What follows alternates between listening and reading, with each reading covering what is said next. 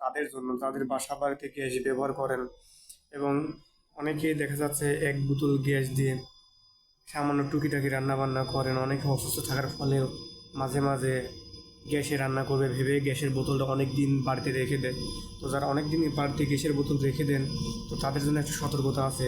আপনাদেরকে আমি আজকে দেখাবো যে একটা গ্যাসের বোতল যদি আপনি নতুনও আনার পরে গ্যাস ব্যবহার করতে করতে অনেক দিন লং টাইম রেখে দেন বা 2-3 মাস পরে হঠাৎ হঠাৎ মাঝে মাঝে রান্না করেন, তো গ্যাস কীভাবে শেষ হয়ে যায় আপনারা নিজেরাও টের পান না।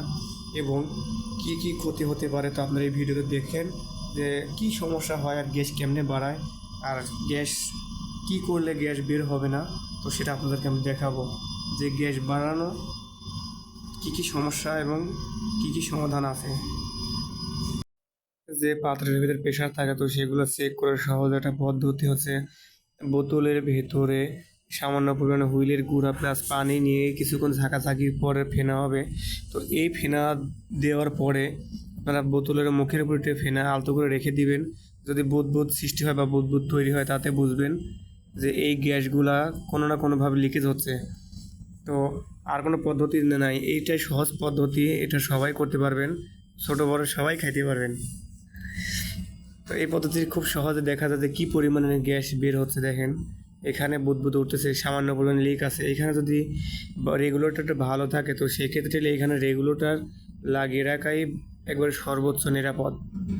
আর দেখেন আমার রেগুলেটর খারাপ বিধায় আমি চারিদিক দিয়ে টেপ দেওয়ার পরে এরকম লাগিয়ে রাখছিলাম। তো রেগুলেটর খারাপ সেদিক দিয়েও লিকেজ করে, রেগুলেটর খুলে রাখার কারণে এই পার দিয়ে গ্যাস বের হয়ে যায়। তো গ্যাসের বোতল 1 মাসের 2 মাসের বেশি কেউ ব্যবহার করবেন না। আর যদি বা ব্যবহার করেন তাহলে এইভাবে চেক দিয়ে নেবেন মাঝে মাঝেই যে আপনার গ্যাসের বোতলের গ্যাস কি লিক করে কিনা। আপনারা এই টেকনিক করে দেখবেন যে গ্যাস বের হয়ে যাচ্ছে। তো এই পদ্ধতিতে গ্যাস লিকেজ দেখার খুব সহজ পদ্ধতি। তো তারপরে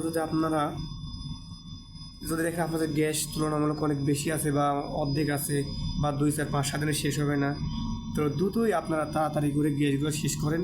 কারণ এই পদ্ধতিতে কোনোভাবেই এই গ্যাসকে আটকে রাখা সম্ভব না।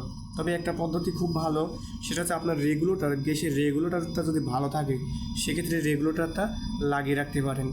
আর অনেকে দেখা যায় রেগুলেটর লিক করে অনেক দিন, একটা রেগুলেটর বেশি দিন ব্যবহার করে না, প্লাস 1 বছর বেশি ব্যবহার করবেন না। 1 বছর ব্যবহার করার পরে রেগুলেটরগুলো নষ্ট হয়ে যায়, তখন রেগুলেটর লাগিয়েও কাজ হয় না।